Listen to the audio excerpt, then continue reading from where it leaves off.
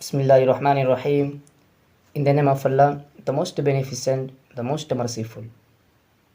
Welcome to my another videos. आज हम महाराष्ट्र की इलेक्शन पर ज़रा नज़र डालते हैं। क्या सूरत हाल है। बहुत सारी पार्टीज़ वहाँ इलेक्शन लड़ रही हैं और फिर अपने कैंडिडेट्स का अनाउंसमेंट भी कर दिया अपने अपने कॉन्स्टिट्यूंसी से। तो औरंगाबाद ईस्ट कॉन्स्टिट्यूंसी से इम्तियाज़ जलील साहब जो कि एक्स एमपी थे औरंगाबाद डिस्ट्रिक्ट के,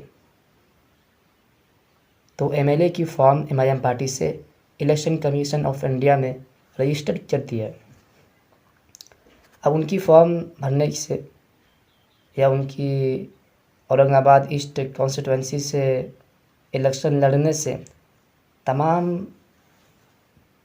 पार्टीज़ की जो कैंडिडेट्स है, तमाम पार्टीज़ के लोगों, तमाम पार्टीज़ में खलबली मच गई, टेंशन दराज पर है। उसी को देखते हुए तमाम पार्टियों ने अपने अपने कैंडिडेट्स औरंगाबाद ईस्ट में खड़ा कर दिया। कुछ खड़ा हुए भी, इंडिपेंडेंट अनाउंसमेंट किए कुछ कैंडिडेट्स ने, और कई उसमें तमाम की तमाम पार्टियों ने अपने अपने कैंडिडेट्स को खड़ा किया। अब सोचने की बात यह है कि औरंगाबाद ईस्ट जहाँ से इम्तियाज़ जलील साहब इलेक्शन लड़ रहे हैं, कम से कम 2-3 दर्जनों से ज़्यादा मुस्लिम कैंडिडेट्स है उसके अगेंस्ट। कुल मिला के 50 से 60 कैंडिडेट्स वहाँ इम्तियाज़ जलील साहब के अगेंस्ट इलेक्शन लड़ रहे हैं। नो डाउट एक डेमोक्रेटिक कंट्री में तमाम को आज़ादी है कि वो इलेक्शन लड़े, चाहे उनका फेस चीफ मिनिस्टर और प्राइम मिनिस्टर के सामने ही क्यों ना हो, तो तमाम को आज़ादी है। मगर सोचिए ये चाल, ये मंसूबा किसकी है। महाराष्ट्र की जो समाजवादी पार्टी की जो अध्यक्ष है, प्रेसिडेंट है, जनाब अभी एमएलए भी है, सिटिंग एमएलए अबू आसिम आज़मी साहब,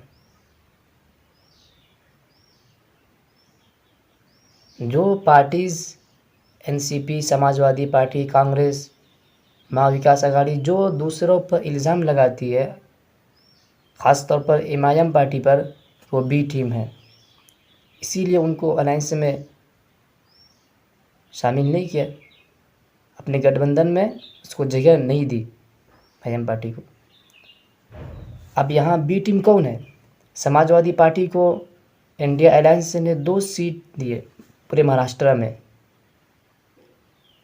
मगर वो 2 के बजाय 7 और सीटों पर वो इलेक्शन लड़ रहे हैं समाजवादी पार्टी। और वहाँ फिर अपने कैंडिडेट से ऐलान अनाउंसमेंट भी कर दिया दूसरे कॉन्स्टिट्यूंसी में।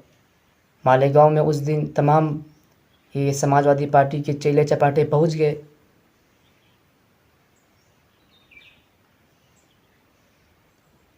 अखिलेश यादव, मोहतरमा इकरा हसन, कैराना से जो एमपी है, चूँकि मालेगांव कॉन्स्टिट्यूंसी जहाँ से मुफ्ती इस्माइल कासमी साहब सिटिंग एमएलए है, समाजवादी पार्टी ने एक मोहतरमा को, एक लेडीज़ को टिकट दिया जिसका नाम है शायद शान हिंद, पता नहीं कौन सी शान है, नहीं मालूम। मालेगांव में एक रैली निकाली और फिर प्रोग्राम भी हुआ। उसमें इकरा हसन साहिबा जो कि कैराना से एमपी है, वो कह रही कि समाजवादी पार्टी को जिताओ, महाराष्ट्र में यूपी से ज़्यादा काम करेंगे। क्या क्या क्या तरीक़ा है लोगों से वोट मांगने का। और एक नमूना जो कि महाराष्ट्र की अध्यक्ष है समाजवादी पार्टी की, वो आसिम आज़मी साहब, वो कह रहा है कि देखो दूसरे पार्टियों में जो होता है ना कि दिल्ली में बैठे हैं, वहाँ डिसाइड करेंगे वहाँ से कि कौन किस कॉन्स्टिट्यूंसी से चुनाव लड़ेंगे, फिर दिल्ली से कॉल आएगा नहीं वो नहीं लड़ेंगे, दूसरा कोई और। मगर हमारे जो राष्ट्रीय अध्यक्ष है यानी अखिलेश भैया, अखिलेश यादव, वो कहता है कि हमें पूरा मुकम्मल हक दिया, मेरे पास पूरा ऑप्शन है महाराष्ट्र में, मैं कहाँ से किसको कैंडिडेट से बनाऊँ किसको ना बनाऊँ, ये पूरा हक मुझे दिया है।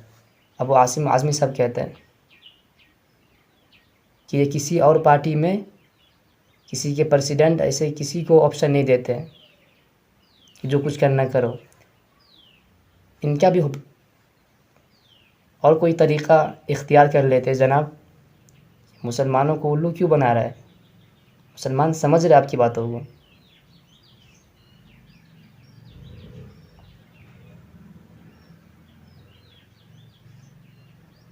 अभी महाराष्ट्र के अंदर 2014 में आप 4 थे, 3 पे आए, फिर आज अभी 1 पर है आप।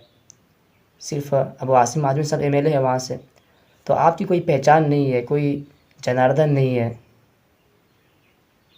तो जाहिर सी बात है आपके ऊपर पूरा डिपेंड है। आप जो भी करो महाराष्ट्र में, जहाँ से चाहे इलेक्शन लड़वाओ अपने पार्टी की आदमियों को,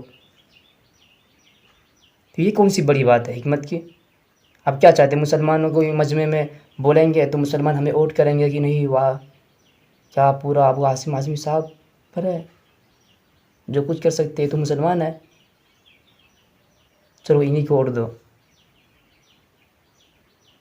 इनकी बातों में मत आओ।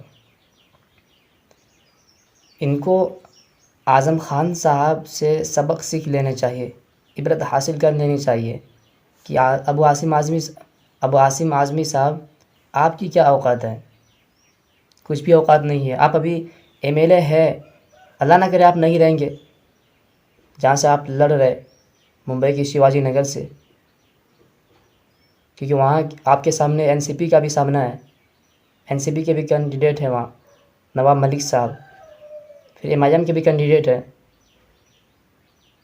अल्लाह ना करे अगर आप नहीं रहेंगे तो फिर पार्टी आपको पूछने वाले नहीं है। अभी आपको इसलिए ऑप्शन दे रहे कि जाओ पूरे महाराष्ट्र में मुसलमानों की गलियों में जाओ, मोहल्लों में जाओ, एरिया में जाओ, जिस तरह हो सके आप मलाई को जमा करो, वोट को बटोरो, जिस तरह भी हो सके मुसलमानों की वोट को कलेक्ट करो।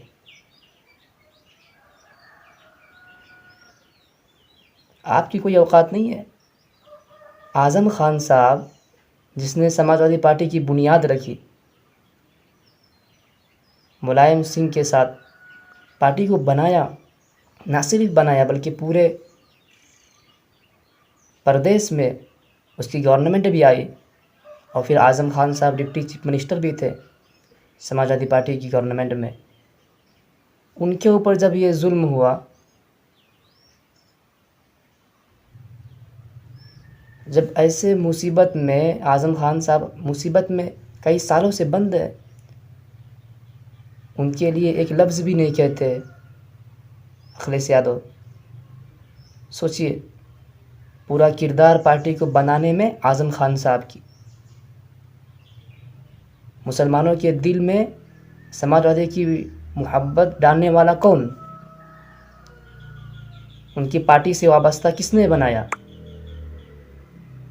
जिस शख्स ने समाजवादी पार्टी के लिए इतना मेहनत की, मुसलमानों के दिलों में उसके अंदर जज्बा पैदा किया, पार्टी की वाबस्ता किया उसने, समाजवादी पार्टी से मुसलमानों का कोई वाबस्ता नहीं था।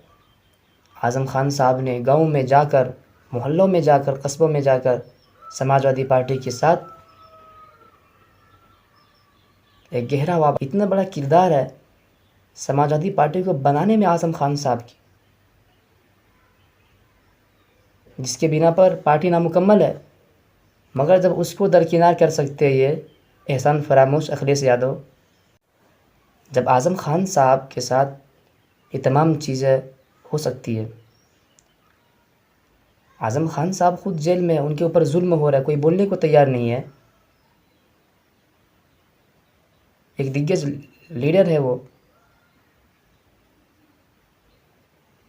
जब उन पर जुल्म हो रहा है तो उनके उनके जो वोटर है, उनसे जुड़े लोग हैं, उनका क्या पूछना, उसका क्या आलम है, सब जानते हैं क्या होगा। इतने बड़े लीडर के साथ ये हो सकता है तो आम मुसलमानों की क्या हैसियत है। और क्या जवाब दे रहे हैं आज़म खान साहब, भी क्या जवाब दे पाएंगे।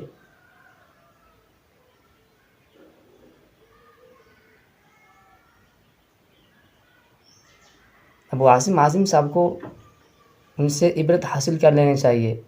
मैं समझ रहा हूँ ये सिर्फ जुमलाबाजी है जो वोट को बटोरने के लिए मुस्लिम एरिया में कही जा रही है,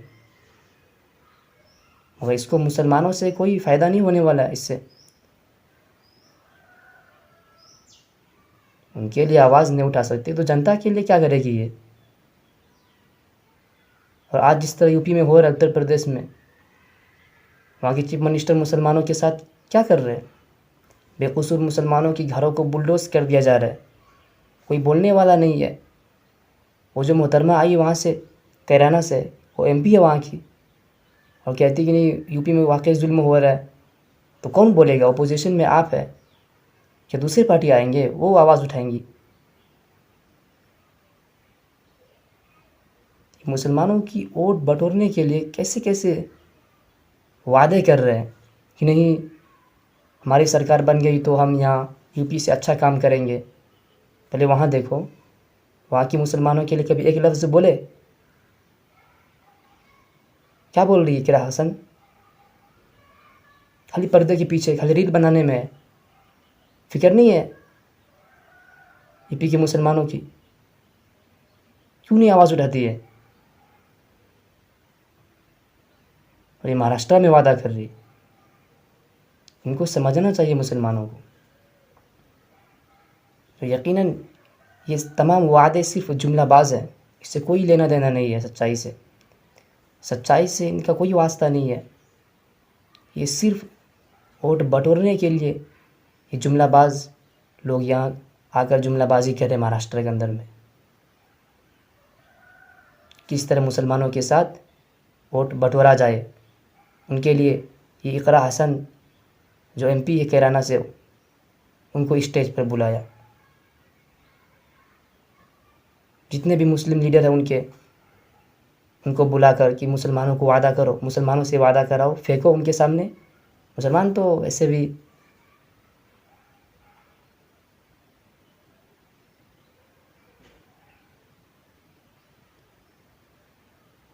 उनको खुश करो, चाहे उनके लिए जो फेंकना पड़ जाए आपके पास। विदाउट सेंस वाली बात कर रहे हैं। तमाम मुसलमानों को समझना चाहिए, मुसलमान समझ भी रहे। आपकी इन पर क्या राय है, आपकी क्या ओपिनियन है। अपनी ओपिनियन को ज़रूर कमेंट बॉक्स में शेयर करें। अस्सलाम वालेकुम।